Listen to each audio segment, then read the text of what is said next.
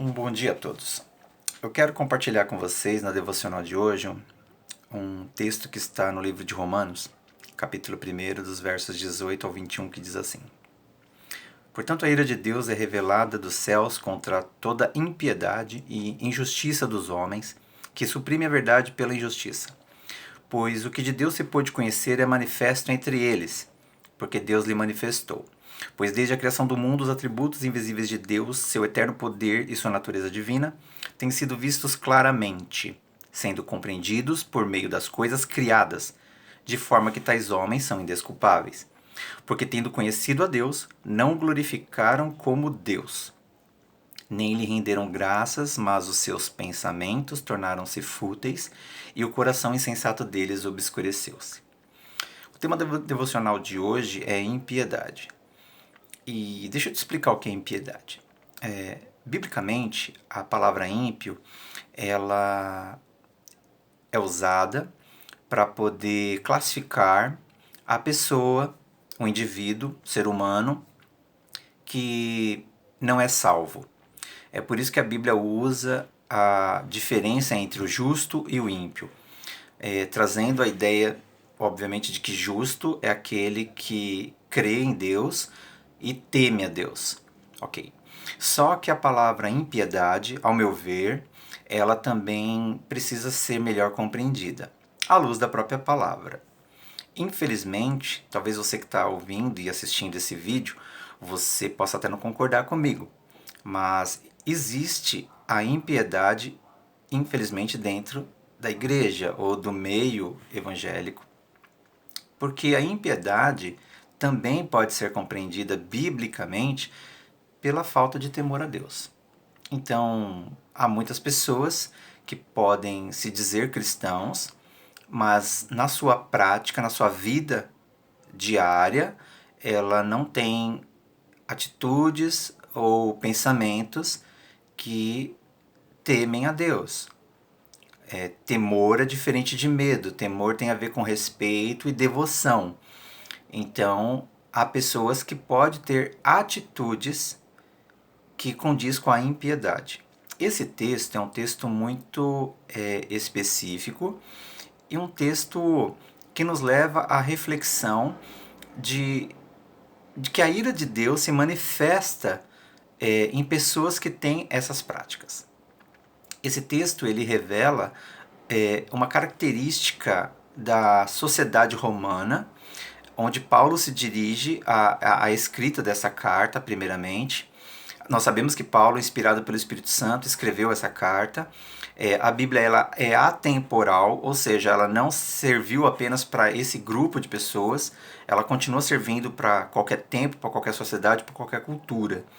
Mas eu quero deixar claro que ela foi escrita primeiramente a esta sociedade, uma sociedade romana, deturpada, uma sociedade que tinha como característica a depravação moral. E o texto ele é claro dizendo que nenhuma pessoa pode se justificar ou se desculpar diante de Deus por não conhecer o que Deus quer de cada um de nós. Deus se revela através da natureza, Deus se revela através daquela revelação especial dele, que é o próprio Jesus Cristo. Deus se revela através da revelação escrita, que é a palavra dele. Então, ninguém, nenhum indivíduo, nenhuma sociedade pode se desculpar diante de Deus, porque existe em cada um de nós que fomos criados à imagem e semelhança de Deus, a consciência. Havendo consciência em nós, nós precisamos compreender que existe uma verdade absoluta. Ela não é relativa.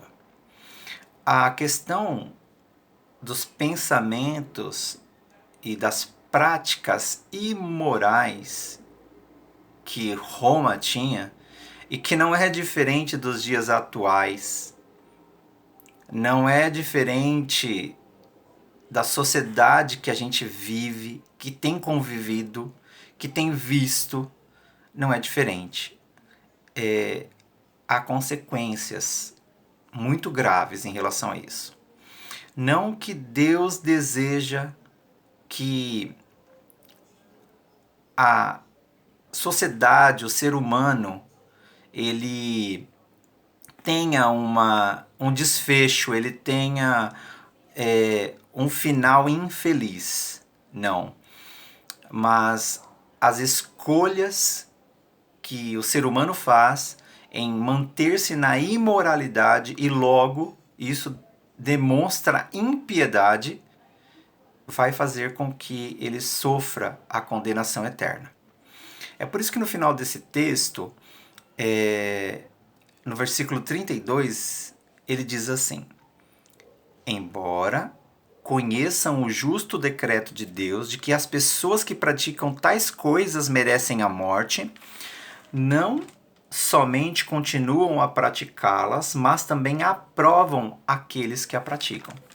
Então, Deus não quer que a gente seja condenado e pereça, mas Deus quer que a gente siga uma vida de justiça, não própria, mas uma justiça em Cristo, ou seja, na palavra, uma vida em que Deus aprove as nossas condutas. Pense nisso. Como tem sido a sua prática de vida?